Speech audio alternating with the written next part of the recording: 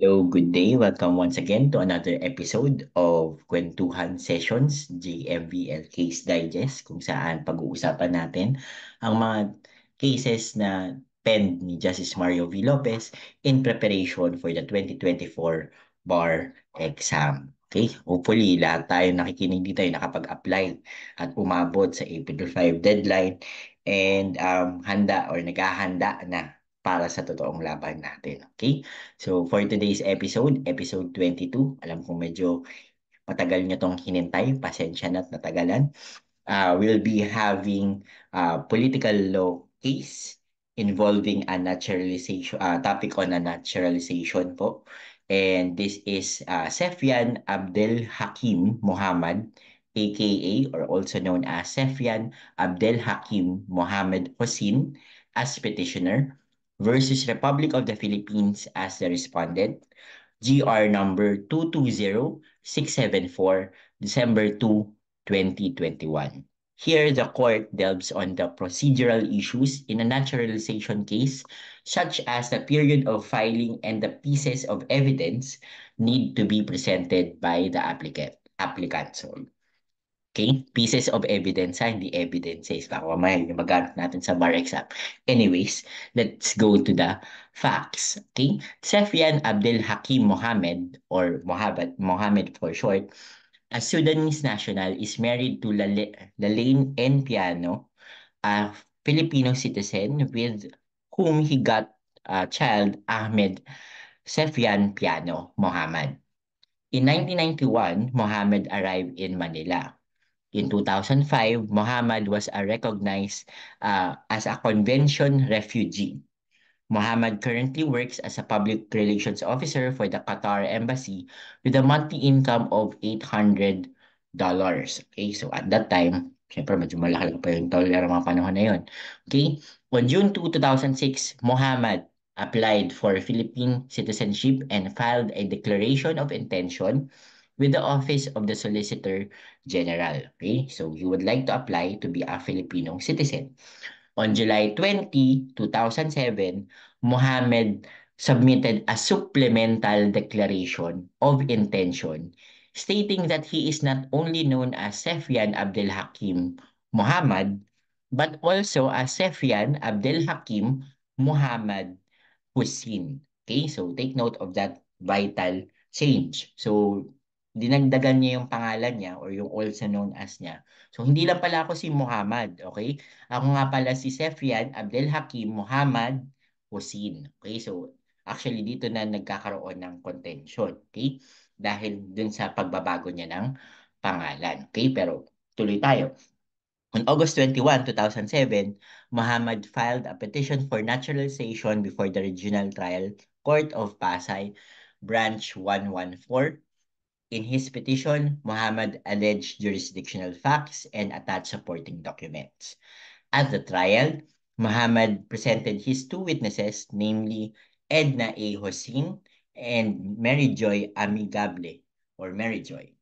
On October 7, 2009, the RTC granted Muhammad's application for naturalization and ruled that he possessed all the qualifications and none of the disqualifications. So, um, sabi ni RTC, okay, qualified na maging Pinoy si uh, Sefyan Abdel Hakim Mohammed, okay, or si Mohammed. Okay, he does not possess any disqualification and possess all the qualifications. Okay, that's why on September 20, 2011, Muhammad moved before the RTC to take his oath as a Filipino citizen and manifested that he complied with all the requirements of the law.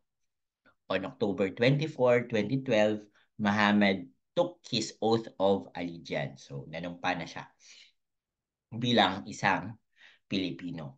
Okay? Meanwhile, the OSG elevated the case to the Court of Appeals. Docketed, the OSG argued, that the declaration of intention must be submitted 1 year before filing of the petition for admission to the Philippine citizenship. Yet, Muhammad filed his petition on for naturalization on August 21, 2007, or less than 1 year after he submitted his supplemental declaration of intention on July 20, 2007.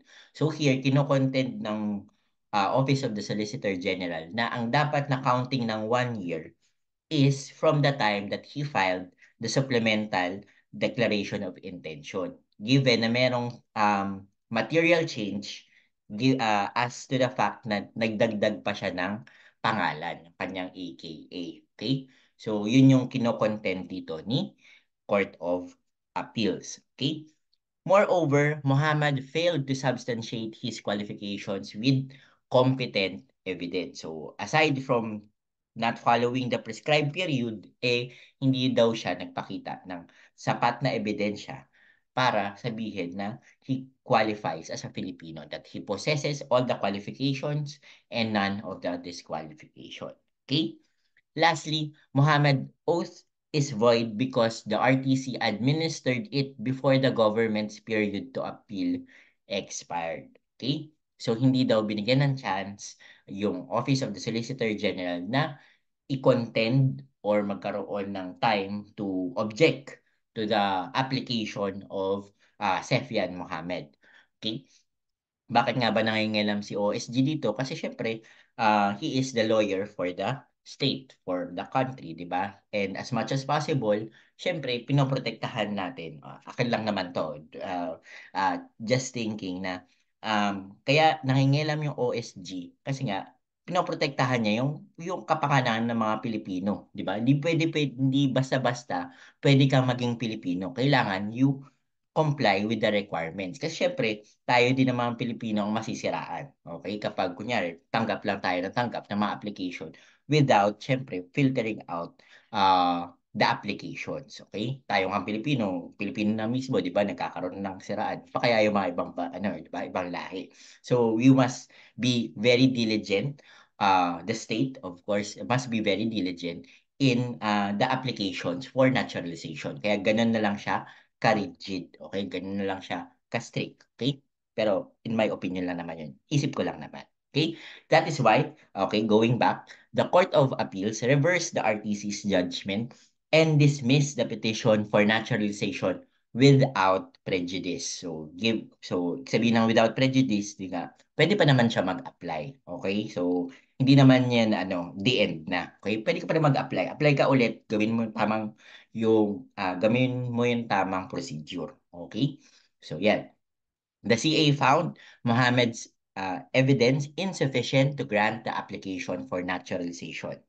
So, syempre, dahil aggrieved, okay, Muhammad went to the Supreme Court and insists that the 1 year period to file the application for naturalization must be reckoned from the filing of the original and not the supplemental, okay, which was filed on June 2, 2006.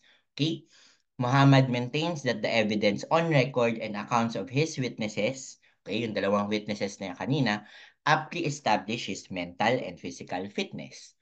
The non-submission of a medical certificate does not automatically prove that he is suffering from any incurable disease. And Muhammad also claims good faith and explains that he took his oath of allegiance without knowledge that the government's period of appeal has not yet expired.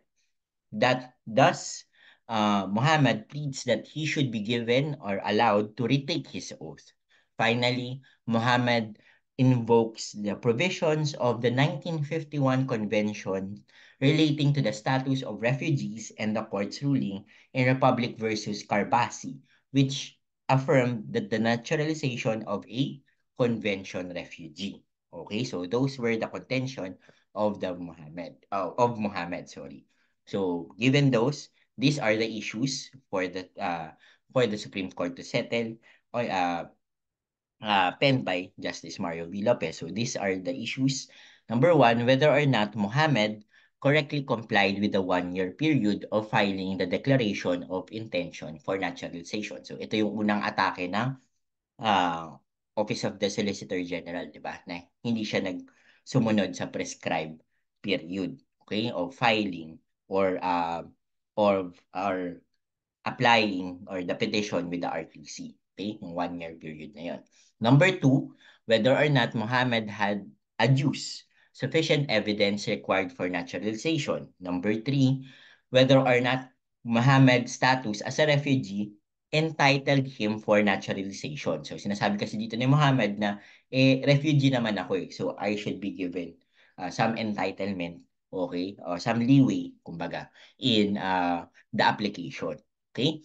And whether or not Muhammad's previous oath of allegiance is valid, yung naging oath niya, okay, after niya ma-apply at pinayagan ng Regional Trial Court. Okay?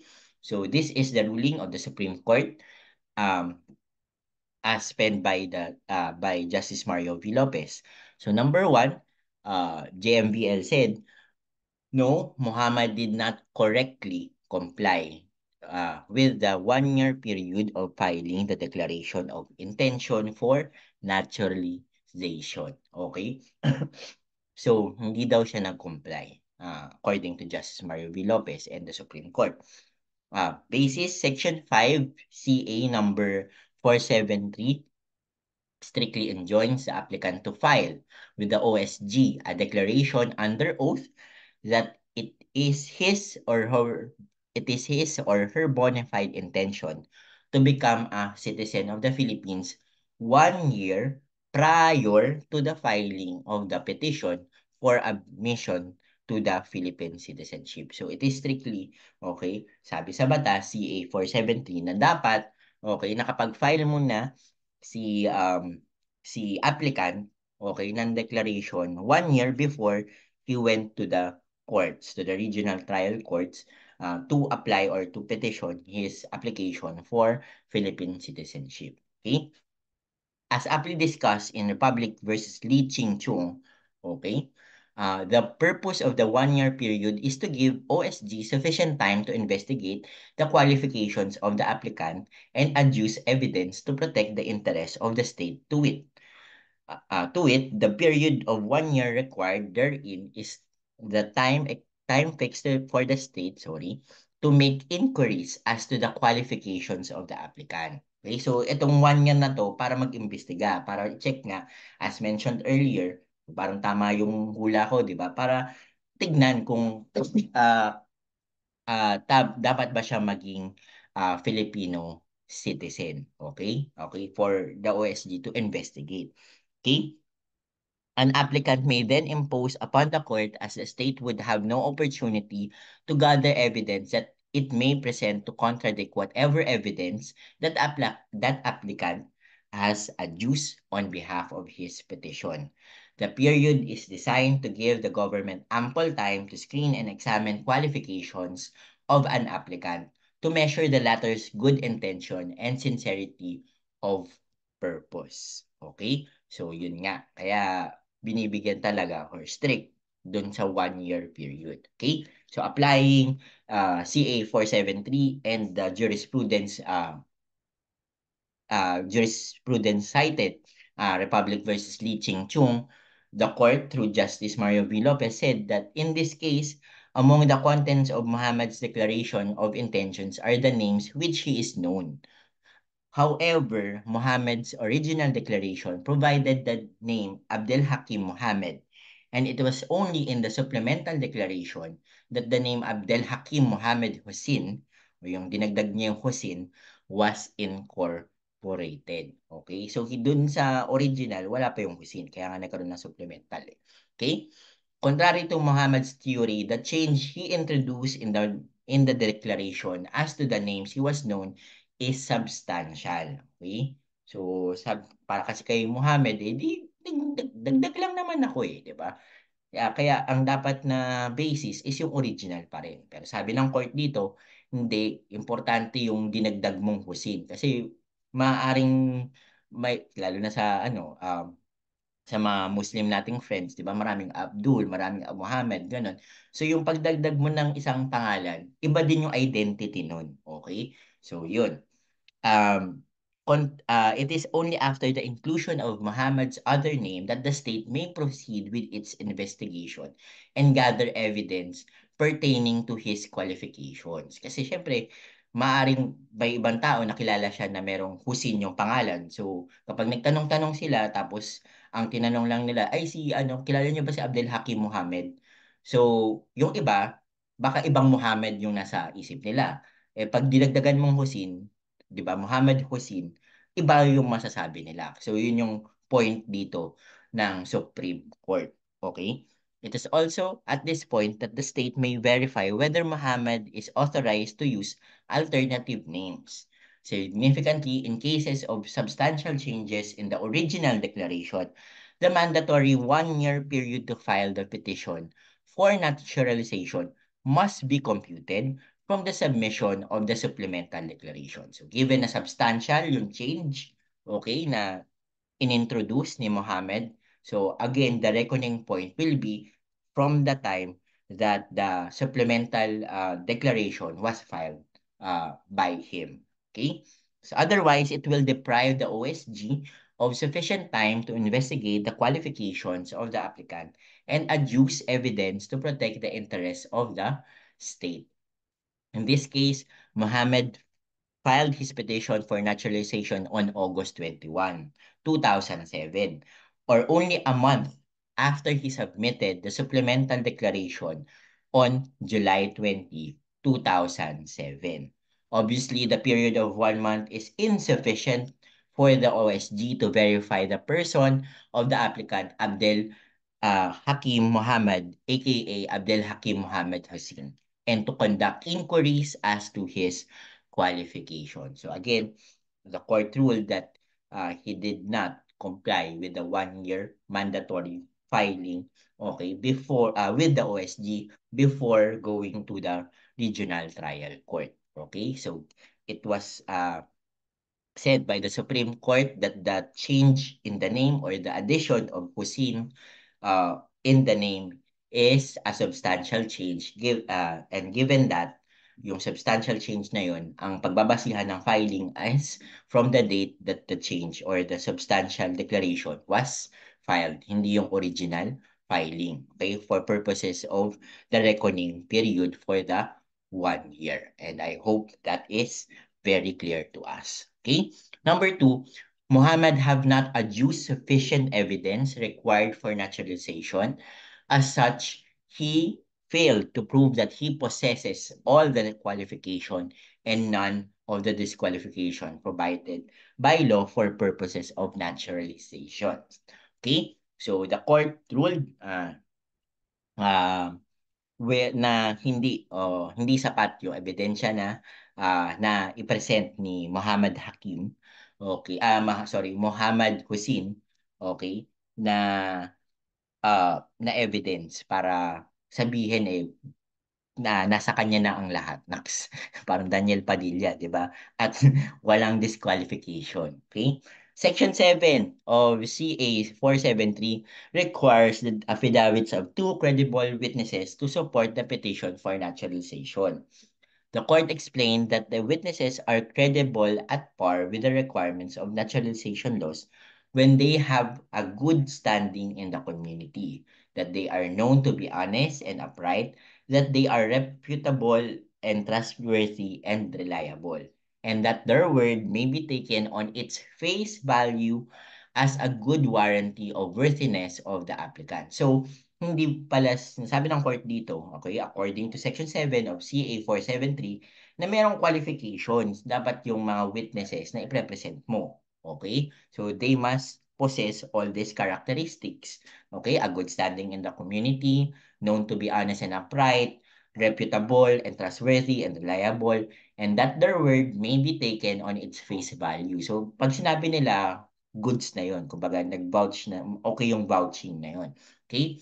As a good warranty of worthiness of the applicant. So, hindi pwedeng kung sino-sino lang yung pwede mong hatakin na, uy, ikaw nga, mag-witness ka sa akin. Yun yung sinasabi ng court dito, according or on the basis of Section 7, 473. Okay?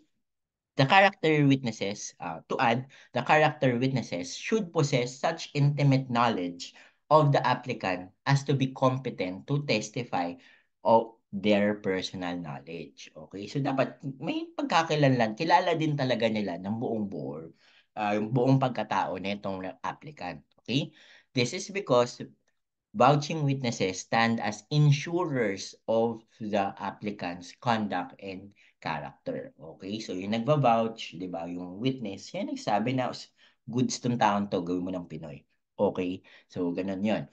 Here, Muhammad presented Edna and Mary Joy, but did not endeavor to prove that they are credible persons. Okay? So, hindi medyo mataas yung standards, 'di ba, ng pagdating sa naturalization when you say credible persons or credible witnesses to vouch for you. Okay? Kailangan they must comply with the conditions set forth in Section 7 of CA 473. Okay? There is nothing in the record, the court said, to establish that Muhammad's witnesses have high degree of reputation in the community for honesty and integrity. As the CA aptly observed, the affidavits of Edna and Mary Joy have no factual basis and are mere recitals of Muhammad's absence of disqualification. So, dun pala sa affidavit na sinabi dun sa nina Edna at Mary, ang sinabi lang dun ay hindi siya ganito, hindi siya ganyan, hindi siya, puro hindi. Pero hindi sinabi na meron siyang ganito or has um, he possesses the qualifications. Ang sinabi lang yun, he does not possess the disqualification. Okay? So, magkaiba daw yun. Whereas Edna merely testified at the trial regarding Mohammed's willingness to be a Filipino. So, siguro sinabi ni Edna, hindi, gustong-gusto po talaga niya maging Pinoy. Yun lang yung sinabi niya. Pero wala namang character reference doon. Okay? Walang sinabi kung anong klaseng tao si Sefian Abdel Hakim. Okay? On the other hand, Mary Joy is Muhammad's household helper, and the economic factor in the relationship creates doubt on her impartiality. So, di naman sa nilalang natin, di ba, yung tao. Pero ang kinuha niya is household helper. Malamang sa malamang, magsasabi yan ng mga magagandang bagay sa kanyang boss, di ba? Or else, ipatatalsikin siya. So, may bias na doon. Yun nga, sinasabi ng may impartiality. And of course, 'di ba? When you say good standing in the community, as much as possible, yung kilalang tao, 'di ba? In the community nga, hindi lang sa household mo. So, ang magandang mga witness dito ay si chairman, si mayor, 'di ba? Nagtatrabaho naman siya sa Qatar Embassy, but hindi yung consul, yung mga boss niya sa embassy yung kinuha niya, 'di ba? Dapat gano'n na lang para at least na na-satisfy yung kumbaga yung mga requirements as to the two witnesses required by the law for naturalization. Okay? To add, so hindi pa tayo tapos, Muhammad likewise failed to substantiate the absence of disqualification regarding his mental and physical condition. Muhammad did not submit documentary evidence or medical certificate to prove that he is not suffering from any mental alienation or incurable disease. So, di ba, syempre, as much as possible, yung iti-take in nating national, yung applicant, syempre, of good health, di ba? Baka mamaya, merong, ano yan, di ba, may something, di ba? Mahirap namang ma-identify siya as Pinoy, di ba? Kasi syempre sa mga headlines, 'di ba? Hindi naman madalas sinasabi yung pangalan. Describe kung sino siya. At kapag may ginawa yung kakaiba dahil meron siyang something, 'di ba? Ang ma-highlight yung pagiging Pinoy niya, which is kasiraan naman sa pagiging Pinoy natin. Okay? So, yun lang yung mga feeling ko, yung naging considerations ng court at ng batas, 'di ba? The witnesses are likewise silent on this matter. So kahit yung mga witness na pinrovide niya, si Edna at si Mary Joy, hindi nila alam kung ano yung mental at physical condition ng kanilang uh, taong binabouch. Okay? Taken together, Muhammad's non-compliance with the requirement of naturalization is fatal to his application for Philippine citizenship. Okay? Para pala itong Mortal Kombat kung naabutan ninyo, fatality. So fatal, ibig sabihin, talagang pag wala ito, hindi magpo-proceed yung application. Okay, void o yung ang nangyari. Okay?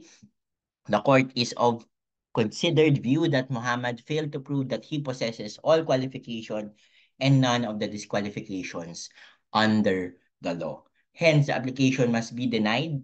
Muhammad could not conveniently argue that there has been a substantial compliance with the law because the grant of citizenship is only a mere privilege, and strict compliance with the legal requirements on the part of the applicant is essential.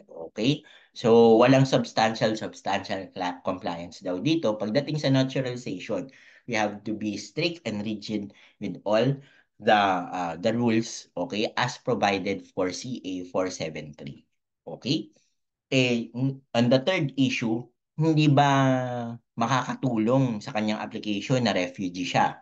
So sabi ng court, no, Muhammad's refugee status did not entitle him for naturalization. So kahit refugee siya, okay, it is not an entitlement for him to somehow be given a leeway for his application. Okay? The court said the Philippines is a signatory to the 1951 Refugee Convention relating to the status of refugees, which outlined the refugees' juridical status, rights, and welfare. Particularly, the Philippines agreed to facilitate and expedite the naturalization of refugees. So, baka dito nag-cling si Muhammad to facilitate and expedite, quote and unquote. Okay? But according to the treaty, Article 34, the contracting state shall, for as far as possible, facilitate the assimilation and naturalization of the refugee. They shall, in particular, make every effort to expedite naturalization proceedings and to reduce, as far as possible, the charges and cost of the proceedings. Okay? So doon nag-cling si Muhammad na sabi dito kailangan facilitate nyo, kailangan bigyan nyo ako ng kumbaga special lane, kumbaga dahil isa akong refugee. Okay? Sabi ng court, admittedly, Muhammad is a convention refugee, but such status does not prevent him from faithfully complying with the law. As discussed earlier, Muhammad did not observe the one-year period and prematurely filed his petition for naturalization. This violation deprived the government ample time to investigate Muhammad's qualification and to adduce evidence to protect the interests of the state. Also, the Carbasi ruling, so yun yung ginamit na depensa ni Sefian Mohammed, is inapplicable to Muhammad. In that case, the court, the CA, and the RTC unanimously found that the applicant satisfied the character and income requirements for purpose of naturalization. Moreover, the court affirmed that the CA and the RTC's finding of the applicant as a refugee need not prove reciprocity between the Philippine and Iranian laws. Okay? So, yun yung facts doon kay Carbasi. So, kinumpare ngayon yung neto ni Justice Mario V. Lopez. Sabi niya, quite the contrary. Okay? Muhammad failed to establish his possession of qualification and none of the disqualification enumerated under the law. Okay? Si doon kasi sa Carbasi case, napatunayan niya talaga, di ba? Although invoke niya doon yung pagiging refugee niya, naging bonus na lang yung pagiging refugee niya kasi kinumply niya muna yung mga kailangan sa naturalization, okay? So parang naging nakatulong lang yung pagiging refugee pero hindi yun yung pinaka-reason kung bakit siya na naturalize, okay? As compared daw dito kay Mohammed na siya nga hindi niya kinumply lahat, 'di ba? Doon pa lang sa period of filing, hindi na complied. Okay, kaya bakit natin 'to bibigyan ng ganong pribilehiyo? Okay? So yun yung tinagalog na sinabi ni Justice Mario V. Lopez. Pero ito yung English, okay? Quite the contrary, Mohammed failed to establish his possession of the all qualification and none of the disqualification enumerated under the law. The testimonies of Muhammad's character witness lack sufficient personal knowledge and were entirely based on general opinions and beliefs. Muhammad also did not submit documentary evidence or medical certificate to prove that he is not suffering from any mental alienation or incurable disease. Lastly, reciprocity was never raised as an issue. Okay? So, yeah, dahil hindi mo naman, kahit hindi mo kinumply, walang substantial compliance talaga to begin with. And yun nga, yung period mismo, hindi mo sinunod. Okay? Doon pa lang, talo na si Muhammad, sinasabi ng court. Okay? So, yun. Number four, fourth issue is whether or not Muhammad's oath of allegiance is valid. Of course, given from our previous discussion on the first three issues, the court said that the previous oath of allegiance is not valid. Okay, so baka naman kasi dahil nakapag-oath na siya, bawal nang bawiin. So sabi ng court, hindi valid yun. Okay, pwede pang bawiin. Okay, the court said through Justice Mario V. Lopez, the oath of allegiance can be administered only after the period of appeal expired. Here, the record shows that the OSG received on October 17, 2012, the RTC's order granting Mohammed's motion to take his oath. Accordingly, the OSG has 30 days from notice or until November 16, sorry, 2012 to file an appeal. However, Muhammad prematurely took the oath on October 24, 2012, rendering it void. Okay? So, kahit hindi mo pala pag-usapan yung nandun sa taas, yung di pa rin niya, di pa rin niya sinunod yung period. Okay? Hindi niya pa rin binigyan kasi ng time yung Office of the Solicitor General, which has 30 days from notice. Okay? Kailangan may hanggang November 16 sila para mag-object. Kaya lang na na siya, nakapag-oath na siya no October 24, 2012. So hindi pa niya tinapos yung period to appeal ni RTC, rendering his oath of allegiance not valid or void. Okay? Justice Mario V. Lopez cited Republic versus Guy. The court disapproved and rendered void the administration of oath of allegiance. To it, sabi doon sa case na yon, besides, it appears that appellant took his oath of allegiance on the same day. The court issued the order. O, ito mas express, di ba? Kung kailan nagkaroon ng order, sa nanumpa agad. Walang 30 days na nangyari. Okay? Allowing him to take the oath of allegiance without giving the government a chance to appeal from said order. Okay? Another case cited by Justice Mario V. Lopez is Ong So versus Republic of the Philippines. The court ruled that the administration of the oath of allegiance to an applicant for citizenship by the presiding judge on the day that the judge ordered the allowance, just like Republic versus Guy, of the applicant oath taking is an attempt to render nugatory the government's right to appeal and therefore null and void. So parang ang sinasabi dito, hindi niya na binigyan ng time si OSG para mag-object, di ba? Eh sa kasal nga, merong, di ba, si father nagsasabi ng, oh, sino dito tumututol, magsabi na, di ba? May period to appeal pa yung mga tao, di ba? Dito rin sa naturalization, may period to appeal pa at 30 days yun. Okay? Which hindi pa rin na-comply ni Muhammad given that his oath of allegiance is not valid. Okay? So, what we have learned here to summarize is again that number one is that naturalization application is very rigid and strict and it should be all there is no such thing as substantial compliance. Kailangan nasusunod yun. Okay? And it is said that yung change sa name, in this case, is a substantial change.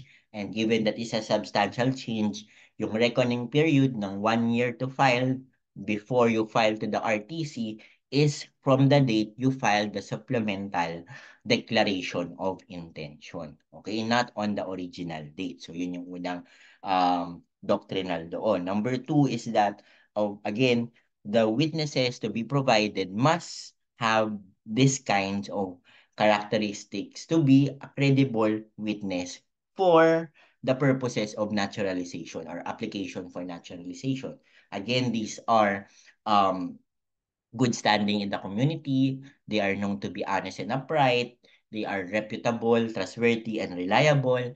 And their word may be taken on its face value as good warranty of worthiness of the applicant. Again, hindi natin pwedeng maghatak-hatak kung sino-sino lang. Okay? There are requirements as to who are credible witnesses. Okay? So, kailangan yun ay ma-comply. Okay? And also, the submission of medical certificate providing that the applicant is not mentally or physically ill or does not have any condition is also a substantial requirement that must be complied by the applicant.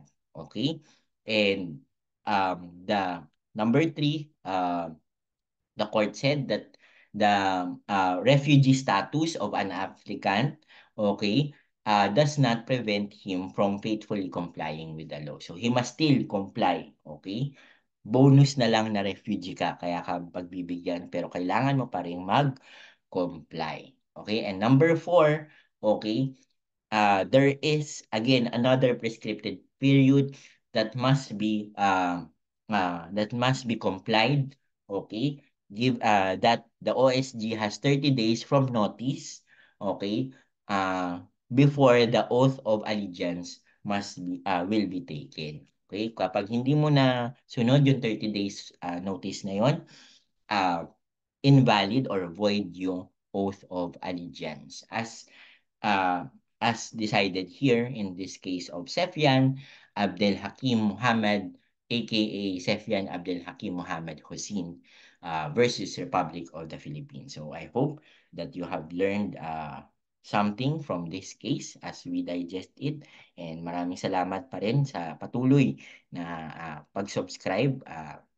We're already close to 450 and since tapos na po tayo sa deadlines ng BIRL, pwede na natin ulit matuloy-tuloy ito. Okay, kaya nga nasingit na natin to. And again, ayan, please show your appreciation by, of course, liking the video, subscribing, and sharing it to your friends na alam niyo yung bar applicant din that this, if this has helped you and you know someone na maaaring makatulong din to, please do share it to them. Kasi yun naman din yung purpose nito. Eh. Tayo lahat ay pumasa ng bar at dumami ang mga abogado sa Pilipinas. Okay? So, yan. And again, as promised, for every 50 new subscribers na madadagdag sa ating sa ating dashboard, magdadagdag tayo ng dalawa pa. Okay? So, going for 450 to 500 na tayo. So maraming salamat sa mga sumusuporta, naghintay at patiently waited and ayan, patuloy na nakaantabay sa bagong episode. Again, maraming salamat po. Happy aral at good luck sa atin lahat. Thank you.